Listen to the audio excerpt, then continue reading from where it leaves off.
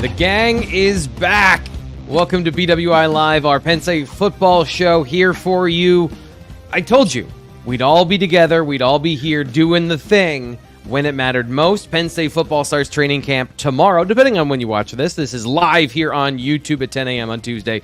Wednesday, they start training camp. Wednesday, we get access to go see some stuff, and we'll have all of the 2024 Penn State football season elements in place for the most part, starting this week, including James Franklin and more. All of that stuff we'll talk about here on the show today. And gentlemen, we'll get to you in just 1 second, but we need to make sure that everyone knows where to go find your work. Subscribe to Blue White Illustrated right now. There is not a better time. You are going to be getting August, September, all of that stuff, all that information. If you subscribe with the code PSU1, 2 months for $1 training camp, first month of the season. I can't think of a better time to try out Blue White Illustrated than during the first month of one of the most unprecedented seasons we've had in a long time. College football playoff expansion, Big Ten expansion, and these guys have chronicled it all offseason to give you set the table for what's about to happen starting this week. So Nate Bauer, welcome back from vacation. How are you doing today? I'm great. How are you? I am doing very well. As you can tell, I had coffee without breakfast to start my day off, so it's 1,000 miles an hour to start the Tuesday live show. Sean Fitz agreeing a little bit too much with that, but that's all right.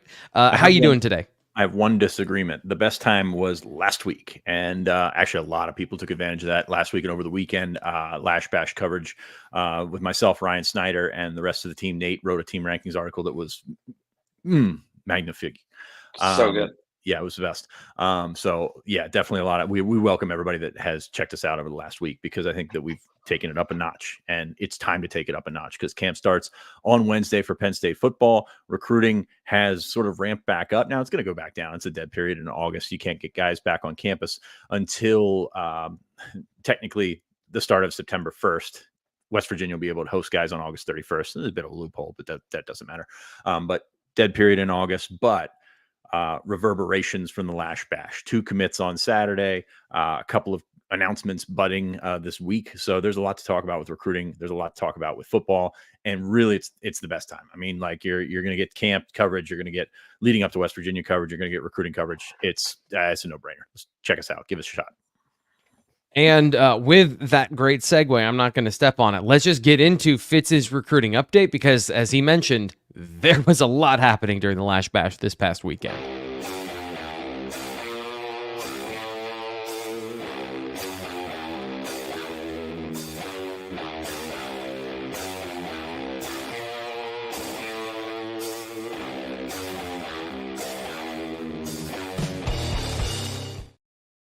All right, so we're going to call some iso ball plays here, Nate. We're going to get out of Fitz's way, and we're going to let him cook. So, Fitz, what happened this weekend with Penn State football recruiting?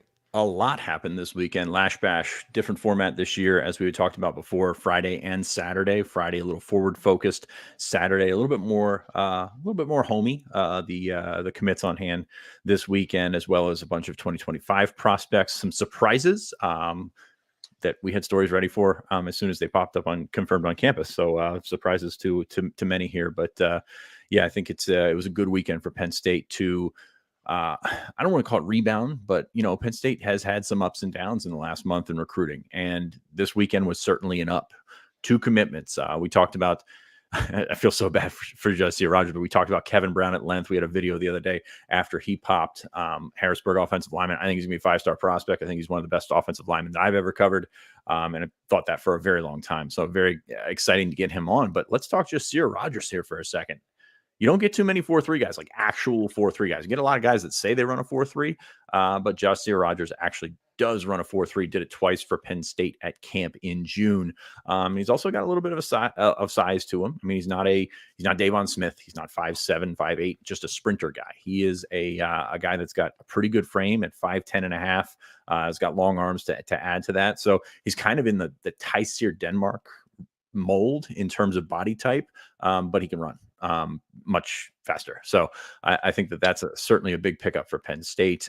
You look at the way that they've started in 2026, and I don't want to put 2025 on the shelf too much, but the way that they've started in 2026, you've got a top 100 quarterback, you've got a top 100 running back, you've got a potential 5-star offensive tackle, and you've got a receiver that can run 4-3. NCAA 25 is back, or college football 25 is back. Penn State's starting to recruit like you're recruiting on a video game. So that's how you sort of like to build your classes in that one. By the way, T Frank, I did get to play. It's hard. Video games are so stupid now. Like these are I hate that. Yeah. That is such a truth about, like, why did you take the fun out of video games? I feel like everything is too hard to play anymore. I've actually had some fun. I got I got in with UNLV and the Go-Go playbook from Brennan Marion. Brennan Marion was a high school coach in Pennsylvania, Coach Waynesboro, which whatever. But has worked his way up the ladder. He's now the offensive coordinator at UNLV. He's popped up in some coaching searches, some coordinator searches. He got a fun playbook, man, and that was a fun time using them. I've used Penn State, of course, multiple times. I know Penn State's been on there. Colorado, I've used. Of course, I'm a Colorado fan. The game is strikingly accurate. They have rated the Colorado team very high, and they're not very good in the game. It's very interesting to see how that has played out. There's no offensive line there. It's great. But back to Penn State recruiting, of course. Jasir Rogers this weekend, Kevin Brown this weekend. Go ahead and check out that video if you haven't.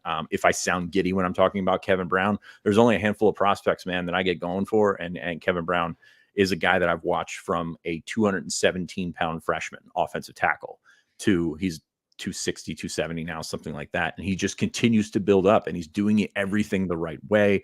Check out our 3 things on Kevin Brown. Started a new post-commitment series that I've really enjoyed writing in the last couple of days. Did that on Kevin Brown, did that on Jasir Rogers. So check that out. It's more of a perspective piece about how everything fits together for Penn State football, more so than just here's when he was offered, here's when he, committed, here's where he visited, all that kind of stuff that everybody knows. Can look at the profile. But I don't think Penn State's done yet. You look at coming out of the weekend, Daniel Jennings, the defensive end from Princeton, West Virginia, has been on campus multiple times, worked out for Penn State as a linebacker, worked out for Penn State as a defensive end. I think he's probably a defensive end. He's a little bit shorter, about 6'1" plus.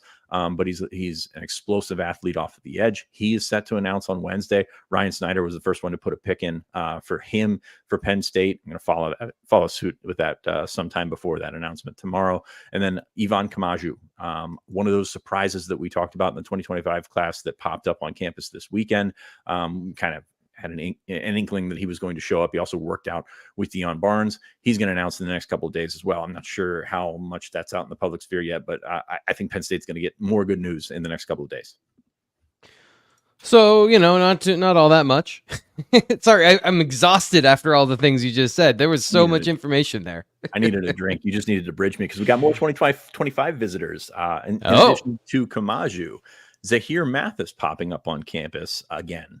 The Ohio State defensive end commit from Imhotep Charter in Philadelphia, back on campus once again, twice to Penn State this summer. He's committed to Ohio State. He went to Penn State more than he went to Ohio State this summer. What's that say? I don't know. I don't think this is one that's like moving along at a fast pace, but I do believe that Penn State's got some juice here. It'll be interesting to see how Ohio State handles that. You look at they've been able to recruit. Excuse me, I just got a phone call. You look at the way that they've been able to recruit the defensive line, and Mathis is a project, no doubt about it. I mean, I know he's highly ranked, and I know he's got he's close to 6'6", 220. He's got a great frame. He's got a great everything. He is a project. It's going to be a couple of year project. So be curious to see how Larry Johnson and Ohio State handle that one. Be curious to see how Penn State continues to push. I know that they're going to push. He's an in-state guy. They've, of course, had their problems in state, and that could be one that, that could turn those fortunes around a little bit. Can I ask you a quick question about Max Granville and reclassifying to 2024? I know that these things are not linked in terms of the pursuit of Zahir Mathis and Max Granville moving up a year, but is that an added benefit where Penn State can be more aggressive for Mathis now that they've kind of shifted the things around? How do those things work together in terms of building a class and building kind of the year-over-year projection at a position? So for the position structure for Deion Barnes, what he has to work with now, it's a favor for him. Like it's a bonus for him to get that in. From a recruiting standpoint, it's a little bit different because Penn State was going to go after Mathis anyway. Penn State's still going to stay on a couple of defensive ends. That's a position that you probably over recruit because of the importance there. And to be honest with you, the way that it works with the portal, the way that it works with sort of development in general is you can take guys that, like a Zahir Mathis, that's a 3-year guy or Max Granville that can play in 2025 after a redshirt year. Like there's different stages to that. And we've seen freshmen play, Denai Dennis Sutton played, but you've also got guys like Joseph Mupoy on the roster. So there's different tracks of development there. So that certainly helps with that, because you can take guys that are, 1 year away from playing, 3 years away from playing, but still eventually get to that same ceiling. And Penn State, to be honest with you, they're one of the schools that gets the benefit of the doubt at defensive end. Chop just went in the first round. They've had Adisa went. You've had multiple guys, AK. Just guys that have cycled through there. Excuse me. So you get that. But back to Mathis is now all of a sudden it opens up a spot. You look at that commit list, and this is as simplistic as we can be. You look at that commit list, and there's one less defensive end on there. You still have Cortez Harris. You still got those other guys on there. Jaden Woods. Sorry, I didn't mean to make Jaden Woods another guy, but I forgot his first name for a second, so I had to work around that. But you still got. We're up to like 18. You've thrown 18 names out, so I'm going to forgive that one. But there's a situation where you've got 3 defensive ends. You've got a situation where you got 2 defensive ends on that commit list. Again, simplistic as can be. All of a sudden, that's an opportunity. That's an opening there. So it gives Dion a little bit more wiggle room to work with to say, hey, we're not just going to load up and somebody's going to be the odd man out. It's like, hey, you're going to be our guy. So got that. I think there's Jaden Lofton from Jersey. I think you can circle back around there and see what happens. He did not take an official visit before he committed to Tennessee in the summer. So I don't think Mathis is the only guy that they're looking at. So it gives them a little bit more of a cushion if they want to add another guy. And it's just about tension. It's just about trying to make those guys feel as wanted as possible. And if you do, if you add to a group with 4 defensive ends as opposed to adding to a group with 2 defensive ends, there's a difference there. Right. Something we can get to in a little bit later is kind of the makeup of the different styles of defensive ends. But I do want to get back to the class of 2026 and ask you just this question, because this has been something that I think has come up quite a bit. Is you look at where they are right now, and I'll throw this up again, scroll up here to where they start right now for the class of 26. Remember, 2025 has not been officially sealed yet. We haven't even gone through that, but right now they are second ranked. The Nittany Lions are second ranked in the nation for the class of 2026, first ranked in the Big Ten. So I guess, Fitz, when we look at these trends in recruiting, 2025, I made the comment that speed is expensive, and they've missed on a couple of guys that have those high-end qualities to them from that perspective. But here, it's nothing but high-end qualities and 4.3 speed receivers. So I guess I'm not asking you to reveal the T or anything, but is there a difference in this class, or is this just a case of finding the right guys and each recruiting cycle is different? While all these things are changing around, it feels like the narrative around 25 is very different than where we are with 2026. Yeah, I think it's just one of those things where you got to separate cycles here. And, there's situations, and I've said this a bunch about the 2026 class, kind of mirrors the 2021 to 2022 classes for Penn State. And especially when you take a look at the talent they have available in state. And I don't want to say you get lucky with this type of guy, but Kevin Brown didn't want to do recruiting. He didn't want to do the whole thing. He didn't want to worry about official visits and, have coaches in his living room and all this kind of stuff. He was just kind of like, I don't need that.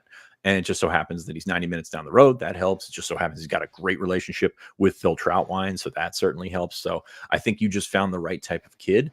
Messiah Mickens committed almost a year ago. It'll be that so long, 2 or 3 weeks. But yeah, and that's a guy they had to hold off from committing earlier. Like, this is a guy that has always wanted to be there. Now, I will say this, like, schools are still coming after Messiah. He seems pretty locked in, but I said this in our 3 things yesterday about Jasir Rogers, is there's a shelf life to being an early commit. And we've seen it with Penn State. You've had guys jump on early. Micah jumped on early. Mega Barnwell, Nick Elksness, Dante Thornton. All these guys have jumped on very early. And then they sort of lingered out there as either the only commit in that class or one of the only commits in that class. And it's sort of, there was a shelf life there. It kind of took a downturn. So you had a situation where you had this guy on for forever. Troy Hune jumps on was it June or early July? I think it was in June. You had these guys jump on, and then all of a sudden you add 2 to it and you double the size of the class in a weekend. It makes these guys feel more comfortable, makes them less apt to look around. Now, I know USC has come after Mickens. I know some other schools are coming. Messiah Mickens is great back. He's a great player. So you get that. But at the same time, when you have strength in numbers in a class early in the class, it makes a difference. It's going to be an interesting road ahead because 4 players doesn't make a class, but these 4 players make a very strong start to the class. So just like the class of 2025, it's not over. That class also has a story for a redemption curve if that is in the cards. So, Fitz, thank you for your update here on Penn State football recruiting. We'll have more on the Thursday show. And, of course, BlueWhiteIllustrated.com, the place to go and get a ton of information from Fitz about recruiting, the deep dives, the things we haven't mentioned here yet. All of that over there. Training camp is here. Let's talk about it right now. Training camp is a day away, so we are going to be diving into some of the most interesting situations, some of the most interesting questions and storylines over the next couple of weeks. Of course, the mailbag is chock full of questions about training camp, so we'll be talking about it basically for the rest of the show. Here are, to start off, the camp battles that we are looking at over the next 3 weeks heading into West Virginia.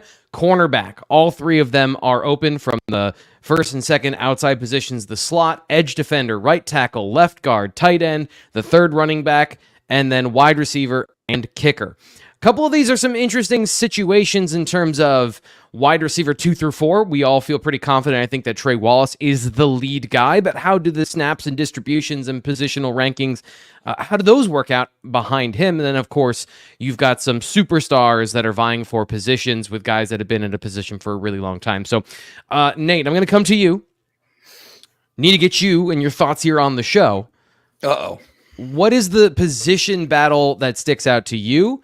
In terms of not the top, but the most interesting to you right now, because we're getting to top camp battles here in a second. Most interesting. I don't know. I think Dinkins and Rapliak is fairly interesting. I don't know. I think a lot of these are interesting, to be honest with you.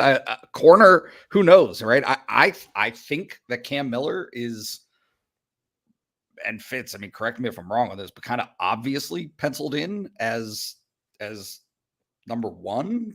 But then after that, your guess is as good as mine, truly. Davian Collins, I think, is going to be part of that conversation. I think there's going to be, very clearly brought in 2 high-end corners from the SEC in the transfer portal, right? There's just a lot to be determined there. I think that, the general trajectory of that position group over the offseason has been one of growing confidence, which is, to me, says something, right? That is, it's almost a, hey, this is a good problem to have for Penn State, that there are lots of options, and no matter what options they choose, the floor is very high, and it's just about kind of figuring out how high the ceiling can be for that group. Fitz, what do you think? Because you mentioned a lot of different options that are present. I literally put down in the notes all of the corners, because I think there's even in a normal year, we could have a conversation about Antoine Belgrave Shorter after having a strong spring, that he might be a guy that gets some reps so he's ready for the future. But there's so many young corners on the list. First off, is Cam Miller in your mind locked in as a starter or one of the players that is going to be first off onto the field? And then how do you view that particular battle in camp? So this is kind of the beauty of this, is that we don't have an answer for it going into camp, and that's a good thing. Like there's sometimes position battles where you're like, man, I don't know who's going to win out, but they're probably going to struggle. You look at the corner room kind of differently, just given the way that Terry Smith has coached them up, given the talent that's in that room. I do think Cam is on top of that list. I don't know that it's like set in stone that he's like the number 1, because you've got talent around him. You've got guys that have sort of surged. Nate mentioned on Davian Collins. AJ Harris, I think, is going to be a really good player. He, of course, gives us that lingering feeling coming out of that blue-white game, because he played so well, and you're like, okay, 5-star SEC, this guy's, he's going to be the real deal. Well, they've got camp to work this out, and that's kind of the beauty of this thing, is they've got camp to work it out, and you don't know where it's going to go. Jalen Kimber's going to be in there, Zion Tracy's going to be in there, Elliot Washington. I think the freshman probably a little bit back, but that's more of a product of the room in general, the depth of the room in general. So I just think it's one of those ones where you feel pretty good about the outcome, even if you don't know which one is going to be it. Penn State's done really well developing corners. I mean, it's one of the better corner rooms in the country. It's definitely top 3 in the conference, I think, and that's without a returning starter. So that says something about the overall level.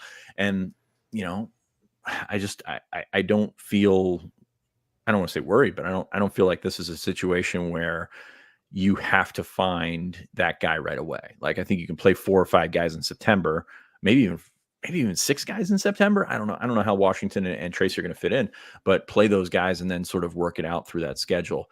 West Virginia is more of a rushing attack. They do have Garrett Green, who is so Garrett Green's going to make that passing attack go, but he's not going to make that passing attack go by sitting in the pocket and picking apart corners. He's going to do that by scrambling. He's going to do that by making plays. And is he good? I'm sorry to interrupt, but it's a question I have that I haven't even settled. And I watch a lot of this film. Is he good, do you think? Yes, I think he is. But again, it's more like, was Trace good? Trace was not going to be the guy that sit back, but when Trace can move around and make plays, and I think he will be scrambling a bit because that offensive line, as well as good as they were last year, they lost a few key pieces. But it's hard to cover someone for 4 seconds. It's hard to stay with somebody when that route comes back to the quarterback and that quarterback gets on the move. So I'm not sure that's the most scouty of the cornerback games that we're going to see. I think his I don't want to say brilliance, but he's able to excel when he's able to break down and make some plays. So there's that. And then on top of that, Penn State gets him in game 1. And I'm going to say this about West Virginia as a team in general. They're sort of like the Maryland, where they've got some talent. They've got some really good players in there, but by the time they get to November, they might be worn down just because they don't have the depth. Garrett Green is sort of the antithesis of that. And I can't say that word. That was terrible. I shouldn't even have tried. But he's a guy that's going to get banged around this fall. And by November, is he going to be the guy that you see on August 31st?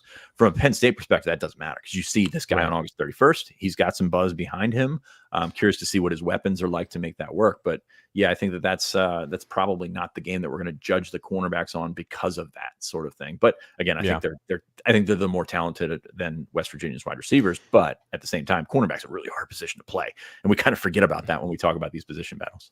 There's a certain sweet spot where I don't think you want to play West Virginia. And it's interesting because you mentioned early in the year they're fresh and maybe they have the bodies that they won't later in the year because of attrition and lack of depth. But they're also a heavy transfer team. And I remember watching this team last year and going, how are all of these secondary pieces going to work together week 1? Turns out they didn't. And Penn State was able to throw the football. So I do think there's a super interesting dynamic of as much as Penn State has changed their schemes and their coordinators, and maybe we don't know exactly what to expect. West Virginia is a bit of a wild card where if you're playing the end of September and everybody's gelled before the season has kind of gone the wrong way for them, they are a very dangerous team. So Fitz, Nate, is corner your top camp battle, or is there another position that you think is a more important and or more interesting battle that you would say this is the camp battle that we're all watching the most? Nate, which one comes to mind for you in this particular conversation? Yeah, I think right tackle it dictates a lot, right?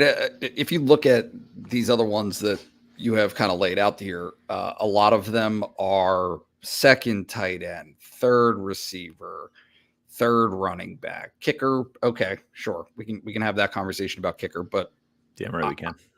Yeah. Okay, Fitz. No, I just think that who you decide to go, and look, both of these guys are going to play, right? There's no question that Donka and Rucci are both going to see playing time this season. It's I just think that it is probably the closest of the competitions. When I look at the rest of this list, I have I would argue a semblance of an idea, something that I think is going to happen, or that somebody is ahead of another guy going into camp. And usually, not all the time, but usually those things hold. Right? There's no surprise, right? There's surprises to the outside, but the coaching staff, these guys that are around the program, they know. Yeah, they have an idea. These camp battles have been going on since February, essentially, is what we're saying. Yeah, so conceited jerk. Anyway, so in any case, no, I just think that Rucci and Donka is probably the most intriguing to me in terms of I'm really not sure which way it's going to go. Again, the way things were in the spring and the way things kind of trajectory. Anyway, it doesn't matter. The way things were trending in the summer, I think Danko has an edge there, but Rucci has made some significant strides. Rucci is not the player today that he was when he stepped foot on campus, and I think that's fairly significant. Fitz, I'm go for it. I'm going to pull from that and say that it's almost remarkable, for a guy that is 4 years into his or 3 or 4 years into his college career to be able to make those strides physically.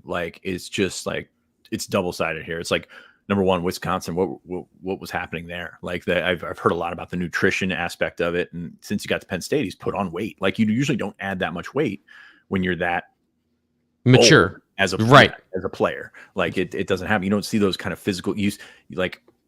So when we do these offseason reports and we talk about physical gains, a lot of these guys are freshmen, redshirt freshmen, guys that are still in that process of building that up. Whereas Rucci is, a senior, basically. He's going to be a guy that's actually still building up. And that's a head scratcher right there. But I think that's definitely promising. But at the same time, I think Anthony Dunk is really talented. I think he's a guy that they're both going to play. Nate said it. They're both going to play. But it's a situation where I think that Dunca's talent is really good, and I think we kind of gotten away from that. And I'm not happy about his rating on NCAA or on college football 2025. There being the old guy saying NCAA, but college football 25. And I think that he can be an eventual high round pick because of the body type, because of the feet that he's got, because of the things that are going right for him. If he continues on that progress, I think he's going to eventually be a guy. But I think Rucci's still going to be a guy that can play. That one is super interesting because in my mind, what you just laid out there, Fitz, was what I was thinking in terms of, I'm going to put this on the list, but is it a camp battle? And Nate, your interest in it and putting it up there, you're right in terms of it determines a lot, but it also feels like the groundswell for Anthony Danko has been basically, since he got on campus, has been an exponential curve in terms of his development. So that's a very fascinating one. For me, it is still wide receiver for the nuance of it, because you've got 3 positions really that need to work themselves out. And I would throw even, what's the best combination? What's the best way to use Trey Wallace? Where does he fit best? And how many positions does he play in terms of lining up across the formation to then make the other pieces fit? Maybe we know the 4 players that we're really talking about, but in what order and where? And everyone knows that I love the intricacies and the nuances of all of that particular position, because you've got such a diverse number of ways you can play those guys and a diverse number of skill sets. So the options are, I think, a little more open-ended, and to find out how those guys fit together and who comes out on top is going to be super interesting to me. We'll move on, though, to the next one that I think is a fun way to ask this question: Camp X Factor.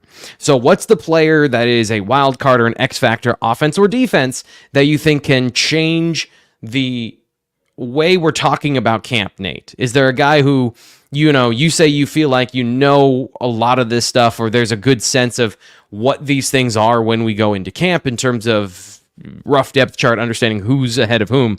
Is there somebody out there who is that guy that's a total X Factor to you? Yeah, it's I see Fitz typing into our shared doc right now. It's Trey. It's Trey. And the reason that it's Trey is Penn State has dudes on the offensive side of the ball. Okay. You know that. You know that Katron has that element. You know that Singleton has that element. You know that Tyler Warren has that element. And I think that there are some questions for Drew Allar to answer in terms of how duty he is, right? How far can he go in terms of his ceiling and just simply making plays? That is still in doubt. But to me, he's got to have somebody to throw the ball to that can make his stats look better. But bottom line is having a Trey Wallace be a guy who takes 180 every so often, right?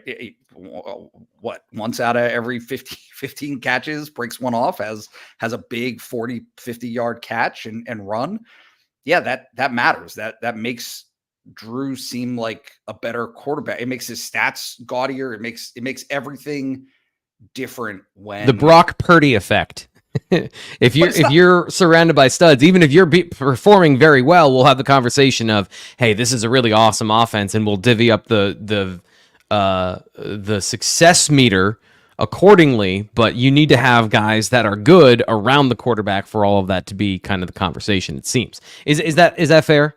Yeah, I think so, and I think that some of the framing of the receiver conversation has gotten so lost in the woods and the weeds that people are, and maybe us included, although I don't really think so, but some of the conversation being like as though the receivers are a disaster. They're not. They're not a disaster. They're fine. Right? You can play with Liam Clifford, Caden Saunders. Like those guys will catch the ball for you. But if we're talking about Penn State beating the best teams on the schedule, which has been a problem for this team in the past 2 seasons, you've got to have more than that. You've got to have somebody who can differentiate themselves and give you more than 7 to 13 yards at a time. And to me, there is and again, it's nothing against those guys, but there's a limitation there with some of those players that we're talking about. There's a high end cap of what they can do for you. And absolutely there's value to that. And there are things that they can do that will help Penn State's offense. Andy Kotelnicki will help Penn State's offense and those receivers. But to have somebody who can make things different, who can catch 7 balls a game and go for 100 plus in a bunch of those games, that changes things. And I think that Trey Wallace, like it's not about it's about Trey Wallace being the only guy that can really that can only represent that, right? He's the only guy among that crew that can be that guy. On the flip side of that, what about somebody who has an average catch of 18 yards per game, but maybe does not have 7 catches a game? Fitz, is that where Amari Evans fits in? And do you have him on your X factor list for that reason? And then just go through your thoughts on this situation. First point, I'm going to put my jerk hat on. Camp X factor, if it's a receiver, I don't care. He needs to do it in the game because we've seen receivers do this before. Like Camp X factor doesn't matter if they can't do it in the game. So that's going to be my one block here. But yes, also I go with Trey Wallace because you need a number one. Like it's not it's not overwhelming that he needs to be like 70 catches and the next guy's at 30, but you need a number one. Trey Wallace has the talent to do that. He's the potential to do that. He needs to stay on the field. He needs to take care of that stuff. And I think he has the ability to do that. Like there's a problem. Like, yes, people think he's made of glass. He's gotten some bad breaks there, man. You break a collarbone. That's not a situation where you're like ACL burdened or something like that. It sucks, but you got to get past that. You got to do it. But Omari, definitely a guy that can be a guy that opens things up because you can go down the field with him. Again, I don't know that he's a heavy volume catch guy, but he's probably going to lead the team in average receptions or yards per reception. And that's a big deal. And then you can stack up maybe some touchdowns to go with that. I mean, but to be honest, the X factor here is Drew. Like it's all Drew. I don't know what to say other than that. It's got to be a guy that gets, you just kind of got to take that next step. And I think he was mixed reviews last year, and people were down on him because he didn't get them over the hump in terms of the team game. But he still did some nice things last year. You can't let go sight of that. So Drew, biggest Camp X factor. I don't think it's close. But in those receivers, they got to do it when the game's being actually played on the field. I mean, it's just I don't have a strong opinion except that what are we doing here with that situation? Eventually, we have to stop talking about potential and it has to be realized. Going to your point about Drew Allar, I want to direct everyone to BlueWhiteIllustrated.com. Nate had an amazing sit down. You can read the full transcript with Drew Allar. And there was some conversation. I think Nate and I maybe had this one. He's like, did we learn anything? Did he say anything? Because he always says stuff in such a polished manner. Code PSU1, 2 months for $1. You can go and you can read that. I took that. I synthesized all of my information, all the things I know about Drew Allar from the film. And we came up with an excellent series of articles detailing exactly how Drew Allar his mind works and how that can be fixed in this offense to come. But those things have to kind of work themselves out. So I just encourage you to go read that. That's all I'm saying here is that I think that if you want to know the why Drew Allar is the biggest X factor and how that kind of could go in opposite directions, those articles, I think, spell that out perfectly. So let's get into, and I'm just going to skip to this one. Last year, we had the conversation, Drew Allar threw no interceptions for the first 20 days of camp. This year, new Drew Allar. Drew Allar will throw X interceptions during camp. And I'm going to give you multiple choice here. Drew Allar will throw no interceptions during camp, some interceptions during camp, or many interceptions during camp. I want to come back to you on this one, Fitz. I'm going to go with some. It's suffice to say, I didn't believe it last year when they said that he didn't throw an interception in camp, but that's just the way that I mean, you throw a lot of balls in camp. So, but I think the theme there was they stayed away from the turnover plays, and then that carried over to the season when they did that to a fault. And that's where you have to work around it. So I think he's going to throw some. He threw, I don't know how we quantify this. He threw some in the spring too. Like the defense got their hand on the ball. And I think, that's he's got to see that. Like, that's got to be a good thing that he sees, and that, okay, well, I threw an interception and the world didn't end. So that's great. And I think that was part of what was coached up in him before. So if you can let that go, if Andy Kotelnicki can get that going, if Danny O'Brien can get that going, it's fine. Interceptions happen. You don't want them to happen, but they happen. So what I'm getting at, I think here, Nate, is does Drew Allar dial in the aggressiveness meter this upcoming season? Because that's what the issue was last year, where he was pathologically safe until bleep hit the fan, and suddenly he had to win the game for them in the third and fourth quarter, and he would make some spectacular throws, but they're down by 12 points with 2 minutes left, and did it really matter? And was the defense playing in a similar way to the way they were early in the game to prevent those things? So do you think Drew Allar's aggressiveness meter will be accurate by the end of camp on the some, none, or many spectrum? Yeah, I think that we tend to, when we look at the dial and see it all the way in one direction, the reaction is to flip the dial the complete other direction. Yep. And that's not the answer. Penn State doesn't need fast receivers. They just need a bunch of Parker Washingtons. That's also the wrong answer. If Drew Allar is throwing 4 interceptions a game, Penn State is losing all the games. They just are. He can't do that. 25 touchdowns to 2 interceptions last year. That's really, really good. If he changes that this season to 30-5, that's also really, really good. Right? You can have a few more of those miscues. But you don't want it, right? Like you don't want to put the ball in jeopardy. And yes, it's just a healthy balance to be found of, again, Andy Kotelnicki is a huge part of this. How often are interceptions coming on 2nd and 3? How many interceptions? Hopefully none. No, but that's what I'm saying. In the game of football, how often are quarterbacks throwing interceptions on 2nd and 3 versus 3rd and 12? Yeah, it is down and distance predicate in a lot of ways. And to me, Penn State, through Andy Kotelnicki, through its running game, through Drew Allar's consistency and willingness to take what is given to him, they should find themselves in quite a few manageable situations that avoid those interceptions in the first place, that avoid the need to throw the ball that is going to get picked off. So Do I think that he's going to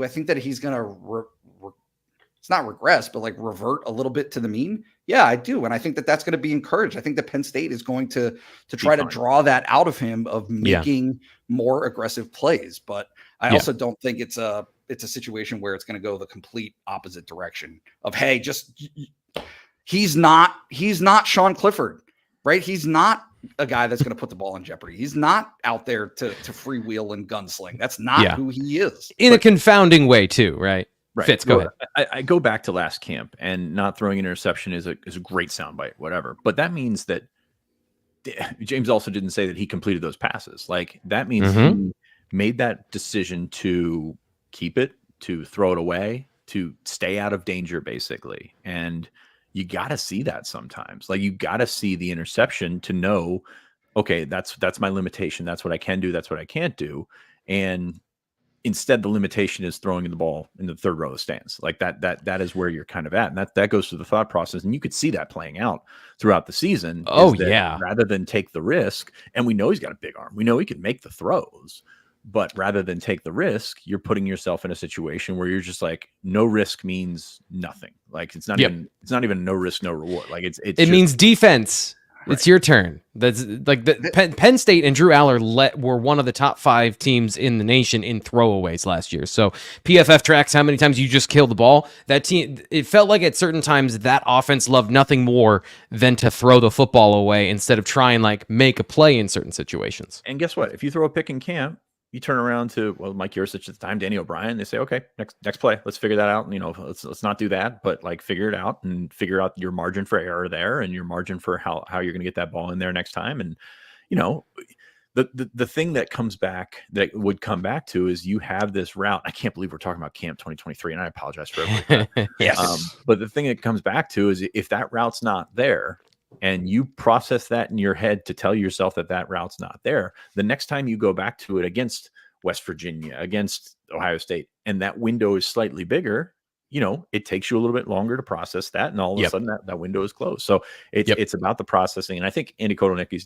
did a good job of that in the spring based on people that I've talked to in terms of like, hey, you throw a pick, it's not the end of the world, man. Like, in a game, it certainly can cost you, but like, you need to know your limitations. You need to know how you need to trust yourself basically a little bit more. And I think that's something that happened in the spring. And that's probably one of the more encouraging things we heard out of the spring. Nate, quick point, and then we got to wrap this one up because we got to get to the mailbag. It's learned behavior as well, where if you are consistently throwing to receivers that don't make contested catches, are you going to throw contested balls? Nate, I love you. I love me too. Perfect explanation. I also think that just a quick thing here from the blue-white game and what certain fans saw from Drew Allar, aside from the wind, you saw a guy who was trying to work this stuff out, a more confident Drew Allar. He talked about tying his footwork and rhythm to the passing concepts and trying to relearn some of these concepts of throwing on time and throwing in rhythm within this offense. So if you're going off of the blue-white game and he was atrocious in your opinion, it is a practice. And so a lot of times we look at every single opportunity as an opportunity to critique and evaluate, but don't put it in that context of camp is when you're supposed to make these mistakes. Like, just to nutshell some of these things, this is when you're supposed to make those mistakes to understand what you can and can't do, what's the limitations of not just you, but your receivers, the offense, those things. And so to not do those things last year was in some parts a mistake, as much as you want to play the defense or not. You have to understand what the limitations are. And if you throw 4 interceptions in a practice, working on a back shoulder fade in the red zone, okay, it's practice. So we'll see how all of that shakes out here in the next month. We have to get to the Blue White Illustrated mailbag, which has a bunch of questions about training camp. So we're not going anywhere from this topic.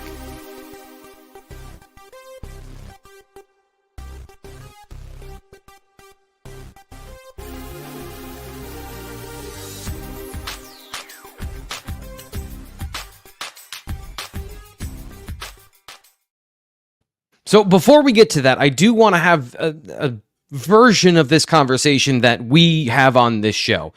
Typically, we don't descend to the soundbite hot take conversation on television or the internet that generates a lot of clicks. We try to talk about the things behind those emotions that cause the outcome from them. But I do think that every once in a while we need to talk about these things. AG Duke is in the chat. He is a James Franklin fanatic. He is a huge supporter of James Franklin. He loves the head coach of the Nittany Lions, and he wants to talk about Paul Feinbaum roasting him over the weekend. I can feel Duke in the chat just screaming at me because he Yes. This is what Paul Feinbaum had to say about James Franklin. You know, Paul Feinbaum, noted Big Ten analyst, said you haven't done enough. Penn State fans expect excellence. They're getting a little tired of 10-2 seasons that the two biggest games of the year you blow. So this is the conversation all offseason. It's an immutable conversation that it's just James Franklin is trash. Your response. But how do you want to handle this particular conversation of the expectations placed on James Franklin this year, where there is both opportunity and the newness of college football playoff expansion and Big Ten expansion? So do they have to get it done this year, Nate? Do they have to get what done? They only play Ohio State this year. That's the difference. Is they're not going to be. I think that this is going to be the best representation of James Franklin's standing against the overwhelming majority of his peers, of which Penn State has not been able to play the past 2 seasons. That's right. To me, in a lot of ways, the only games that James Franklin has differentiated himself. Did we just get State College? Internet fits. Like it. Yeah. All right. That's a very convenient out for him, wasn't it? Can you pick up the thread of his thoughts and give us your best Nate Bauer impression? Or just, I could never pick up the thread of those thoughts. No, I mean, I just did my Nate. No, I mean, it's, I don't know. I have a tough time with this. Again, when I broke into the business, my boss at the time, every year his prediction was anything less than 10-2 is unacceptable. And I was like, what does unacceptable mean? Like the guy's going to be coaching next year. Like it's a situation where I see that. So I get what Paul Feinbaum said. And it's been said a million times. I mean, this is not a fresh take. This is not right. Yeah. It's also playing to the crowd, right? So there's a vocal part of the internet, and I'm not saying that Duke is wrong, by the way. I'm not saying that the expectations for James Franklin don't need to be higher. I'm just saying like that one of the reasons we don't talk about it is what's there to talk about? What has changed in this conversation? But are there, in terms of status changes within Penn State and within the situation? This is why we needed Nate for this conversation, to have this big picture view of everything. I guess, like, how do you view the changes in college football in terms of the situation changing for James Franklin, where 10-2 was good, and there's this standard of Penn State feels one way, fans feel another? I have this like other world where Nate's still talking right now and he just doesn't realize it's on the show. Yes, I mean, you need to get in the playoff. Like it's not anything. But again, what does that mean? Like what does that mean to the overall health of the program? Getting into the playoff last year would have gone a lot further, obviously. Yeah. I don't know, man. Like it's a conversation that's been had a million times, and I can't stress enough that 10 wins is really good. Like that's the thing. But also on the same time, I agree. It's like it's gotten to the point where it's not good enough because of the guys that you're losing to, because of the ways that you're doing it. I mean, you've got certainly fans that would take 10-2 with splitting that 1-1 versus 10-2 and losing to Iowa or Michigan State or something like that as that other. Right. So I don't know, man. I do think it reflects in the apathy towards the team, where you could say 10-2 and there everyone's just like meh. I mean, it shows up in what we do in a lot of ways as well, where there's like you kind of look at the stories and the situations that we talk about, and there is this consistent, it doesn't matter because X, whether it's in recruiting or whether it's good news, there's always this undercurrent of, yeah, but who cares? It's the same result every single year. So I do think that there is a fatigue within the Penn State fan base. Let's move on to this question, which I know that there's, you answered part of this, but other than the players you're tracking, anybody that piqued your interest, any new names coming out of the Lash Bash is what Blackheart 8541 wants to know. Not really new names. If you followed this weekend, I mean, it's there's a lot of new offers and things like that. I will say Cam Smith from St. Joe's Prep. It's a guy that I meant to touch on earlier in the 2025 cycle. Linebacker that's committed to Duke. Of course, committed to Manny Diaz at Duke. He was on campus this weekend. He was a familiar name early in the cycle. Kind of Penn State and Smith kind of went their separate ways, and he committed to Duke in February, but popped up on campus again this weekend. So I think that's certainly one worth following. They offered a bunch of guys on Friday. I think one guy that stood out to me, Keyshawn Stansel, the defensive lineman from North Carolina, 2026 guy, good looking kid, 6'3 plus, really tested pretty well. I think he's going to be, if not a national recruit, 4-star, top 3 or on 300 or whatever. Is going to be, and then Tavion Branch. I don't know if I got that the end of his first name right, but at Riverside in Pennsylvania, Good looking prospect. Covered too many guys from Riverside, Pennsylvania. But he came to camp, 3 times this year. Like he wanted that thing. And for Penn State to offer him, if he gets the opportunity to jump on board, I mean, that seems like a pretty connect the dots situation there. But he's now got 61 offers. So it's been cool to watch him come to camp. You saw him, I think it was the first time we saw him at Elite 11. And then he came. I don't remember him at I don't remember him at Elite 11. He was at the very first June camp. Maybe and it wasn't as strong of a group, and he was the dude that literally and figuratively stood out from a lot of different areas. I really love the way his pad level and his size and all those things worked out. He did that, and then he came to team camp, but I don't remember if Riverside was there, if he just came on his own, but he was definitely there, and then he was back again this weekend. So I mean, follow some actions here. Like that seems pretty pointed. I know Phil Troutwine has liked him, probably a center guard type prospect. But I think there's a lot to like there. So you just texted Nate again. I'm sure he's still talking. And then Nick Abrams, 2026 linebacker from McDonough. Stop me if you've heard that one before, but he came to campus, worked out for the staff this weekend, walked away with an offer. Anytime there's a McDonough kid with an offer, we have to note that. And I know Penn State did not get Brandon Finney. But it's a situation where it's certainly worth watching as a McDonough guy. Next question here in the mailbag, and if you got one here in the chat, throw it in. We'll have bouncing back and forth if there are some guys that or some chat questions that tickle our fancy. Brian Rintz says, how does Tom Allen get all these talented players on the field? There's only so many reps to go around, and we've talked about this, and every year I feel like I put up different permutations and combinations of what Penn State could do on defense. So I guess in your mind, how does Penn State play all of these players, and are there guys or situations where you think they're going to be creating a role or trying to get them on the field in specialty packages? Yeah, specialty packages and rotations. Penn State's done a really good job in the last couple of years of cultivating depth at several positions by playing a lot of guys, specifically early in the season. I think that's been one of their specialties under Manny, and Brent did it some as well. I'm sure Tom Allen's going to get that. But you think about defensive end. You think, we had that position graphic earlier where you're talking about Amin Vanover against Abdul Carter. Well, Abdul Carter becomes a versatile chess piece where you can play at linebacker, you can play all over the place. So maybe that gets Vanover and Nittany Sutton in there, and you have opportunities to get different players on the field. I'm curious to see how Smith-Vilbert works into all this, and I'm not sure if I buy into the Smith-Vilbert hype right now, but Penn State seems to think Penn State's higher on him than anybody. It's just very interesting to watch. And how does he fit in as a 290-ish pound defensive end who could also play defensive tackle, which means you've got versatility there. But then again, I've got an idea. Let's hear your idea. Okay, so you last year, something that they did a lot was they did a lot of stemming to a bear front. So you've got a guy who's 292 pounds. That's a 5 technique if I've ever seen one. Nittany Sutton is a 5 technique. Suddenly, you can expand that package and you can play from a 4 down front, but you have the versatility to play a guy maybe shade inside, maybe shade outside, and I don't know, but that's just one. I'm like that. I was thinking about this the other day when I was cutting the grass. I'm like, how do they use that guy? And that's one area. But you're right. Play him inside, play him outside. He can play essentially quasi 2.5 positions. So I'm just curious because Abdul Carter, same thing. You can bounce him from defensive end to outside linebacker to will linebacker, and you can basically just rotate in a kind of a musical chairs of who's playing where on the front 7.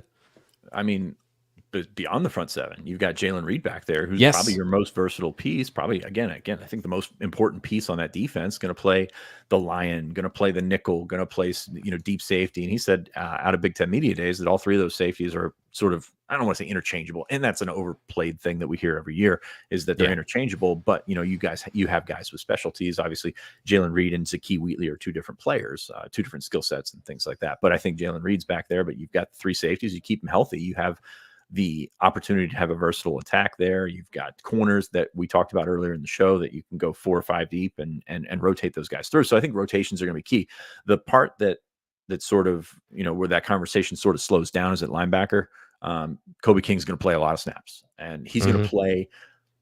So usually in that situation, actually Penn State doesn't do this a ton, but usually in that situation where you go to a nickel, you take off your mic because, you just as a coverage guy, but I think Kobe's going to be on the field a lot. I think Tony Does the helmet communication have anything to do with that for you? If he has to be on for 3 downs because he's got the helmet? radio? I've not thought about that 1 second right now. So Okay. but that's a good question to ask. Media Day on Saturday. Check us out. Follow us along Blue White Illustrated. T. Frank will ask that question. It's the hard hitting question that everybody wants to know. And very interesting. We had a segment earlier that we had to skip. You said predict a breakout player in camp, and Nate had Davian Collins. I had Tony Rojas, and I get the sense that we are where we were with Abdul last year with Tony Rojas. And Abdul did more as a freshman, but coming into the sophomore season, everyone's Abdul's a star. And I'm like, yes, Abdul has the ability to be a star, but Abdul had plenty to work on after his freshman year. A lot of that was natural ability, and he certainly has that out the years. It's great. But Tony Rojas is kind of in that same situation. He's got that natural ability, he's got that potential, but he hasn't done it yet. And I'm curious to see how this camp goes and how that can sort of propel him to what I think is eventual stardom. So I think that's an interesting situation here. So I think you're going to see a lot of Kobe King. You're going to see a lot of Tony Rojas beside him. Very curious how Dom DeLuca plays into this, because linebacker, not very deep. Like, it's not a situation where you feel tremendous about 7 guys, like you'd like to feel, or 6 guys like you'd like to feel. So that's where I'm at with that. Keon Wiley injury hurts more than people probably understand. So that's where I would go with that. I love that. When you talk about Tony Rojas and the differences between the two, some played less, but I actually did a film room with Landon Tengwall about Tony Rojas coming out here in the near future. The instincts and what he proved in a small sample size was that it's not just his athletic abilities.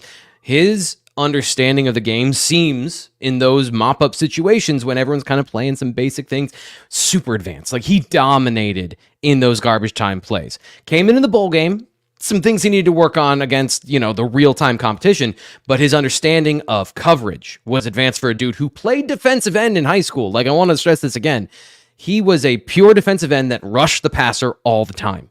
And to show his understanding throughout his time at Penn State in his first year, the instincts and the natural ability to play in space was amazing. I'm so glad that you brought that up, because I think he can be the best linebacker that we've talked about in a while from a pure linebacker standpoint, how you play that position. And it's interesting to juxtapose him versus Carter as freshmen, because Carter did play a bunch. Rojas didn't.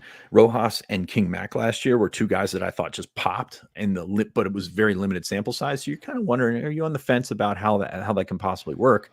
I think that makes a lot of sense.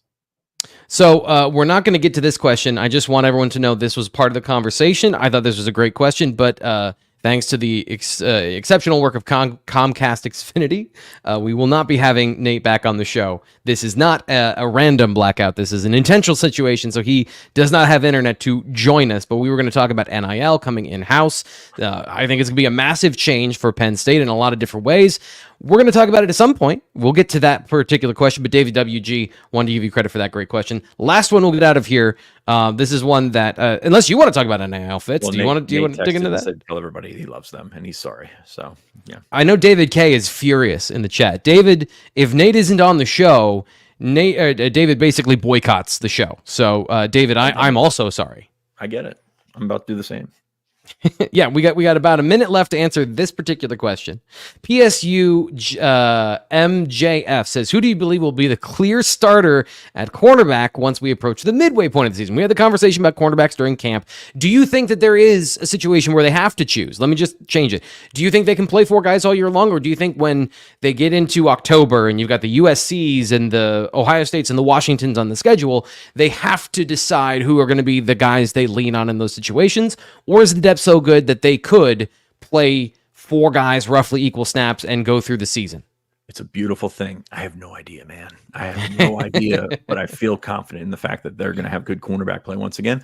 I would lean Cam Miller and AJ Harris, but maybe that's some recency bias based on blue-white game. Kimber's done some nice things. Davian Collins has been the guy that picked up a lot of buzz, and it goes hand in hand with the word buzz at this point, but we need to get away from that and see how he does in camp. So I don't know, man. I have no clue, and I think that that's a wonderful thing. Yeah, I would agree. I think that the cornerback position, they're young too. Like, outside of Jalen Kimber, who they brought in as a veteran presence, all these are some young players, either from playing time and experience or just from their grade, where you have a lot of possibilities to set up for the future. So whether they're freshmen, redshirt freshmen, all the way up to some redshirt sophomores, there's potential, there's depth, and it's very exciting. I think that you can make a case for a lot of those guys for some exceptional skills too. We'll talk more about Penn State football coming up tomorrow, including the latest addition to the class of 2024 and to the team who joined them this week, Max Granville. The full interview that we did with him, exclusive to Blue White Illustrated, coming up during tomorrow's show. Greg Pickle and I are going to do a brief show, then we'll get to the conversation with Max, and then we'll end the show. So it's going to be a big part of it is going to be talking to Max and learning more about him and his goals for 2024. Is it about playing time? Is it about getting on the field? It's not what you expect from an 18-year-old with a lot of perspective. So that's coming up tomorrow. Of course, BlueWhiteIllustrated.com. The conversation never ends. We'll be back there. Nate is there right now, maybe if he's on his if he's not on his Wi-Fi, he's on the 5G in town, probably on the message board right now, talking to people. So that's where we're gonna get going. We'll be back with the next BWI Live. I'm Thomas Frank Carr, Sean Fitz for Nate Bauer. We'll talk to you then.